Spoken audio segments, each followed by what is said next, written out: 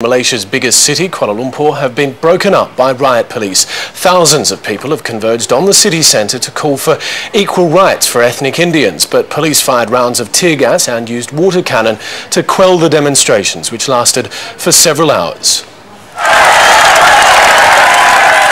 The demonstrators gathered in the early morning, but just by being here, they were in open defiance of the authorities.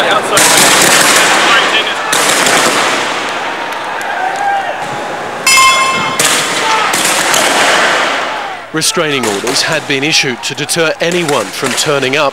The government had declared this gathering illegal. But still, thousands came to take part in the demonstrations, which were meant to protest the colonial policies of Britain. Ethnic Indians wanted to deliver a petition to the British High Commission. In reality, with warnings that no defiance would be tolerated, this became a demonstration against the government.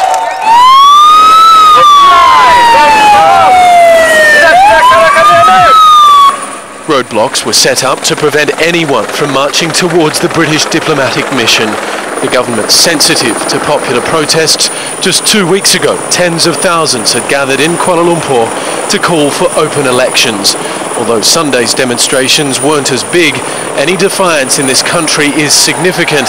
This is only the second major demonstration in a decade. Unable to march, demonstrators simply camped in the street. Ignoring warnings to move on, they were sprayed with water cannon.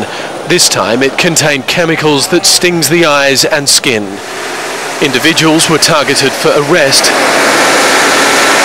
These scenes played out in different areas of the city, many of those taking part angry they weren't allowed to make their point. We are coming here as a peaceful citizen, Malaysian citizen, to fight for our rights only. We are here to protest.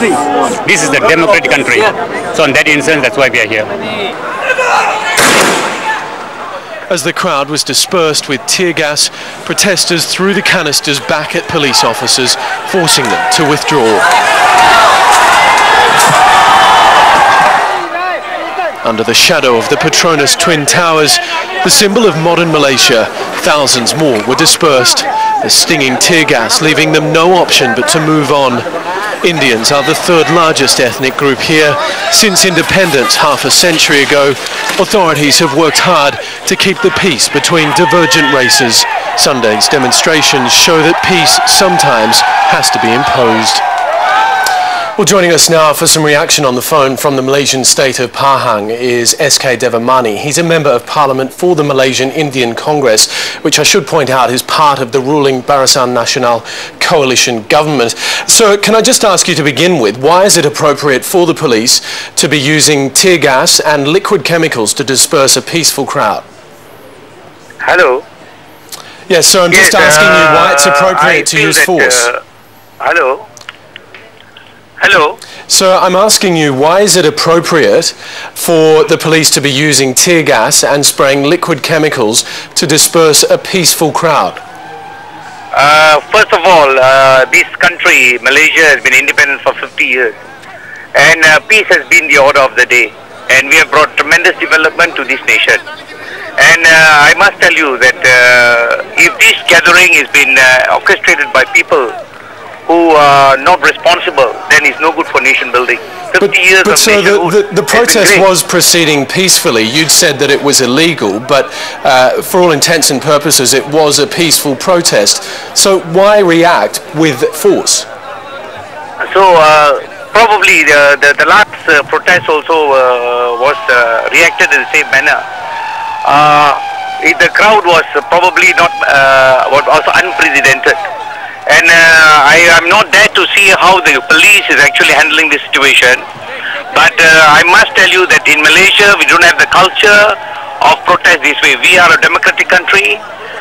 People can show through their ballot boxes their preference for candidates and their representation.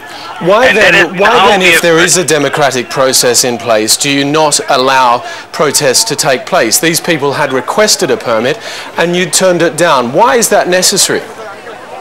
Oh, I think the intention was wrong, I think, because religion was used, and religious issues are very sensitive in this part of the nation. We are a multi-religious nation, and things can go out of place when emotions are flaring. But hold on, you seem to be very careful suggesting when we that the deal with protesters emotions. were causing the violence, but in fact that was not the case. It was clearly the police that were taking the aggressive stance by firing tear gas and spraying chemicals through water cannons. They were not Then we'll provoked have by to- the protesters. No, we have to see the type of people who came for the demonstration. I am not there, but I wish that the demonstrators are matured and know how to handle themselves. So what do you mean by Because I what do think you mean you by are asking type for of trouble. people? Are you referring to the fact that these people are of Indian ethnicity? Is that something that the government cannot accept? Indians taking to the streets? No, I don't think so. I don't think so. The Prime Minister has been giving tremendous allowances for openness and feedbacks from the people. The press has been given freedom. Legislatively, freedom has been given the last 4 years. Okay. And the result of this response is also because of that openness. And I think the reactions could be instigated by one or two incidences, which could have been overshot, overblown, and that is the reason. A layman doesn't know exactly what is being done. All right, And SK if you ask Devamani, me, I'm afraid we're going to have to leave it there, but we do appreciate you giving us your comments. SK Devamani from the Malaysian Indian Congress. Well, the former world chess champion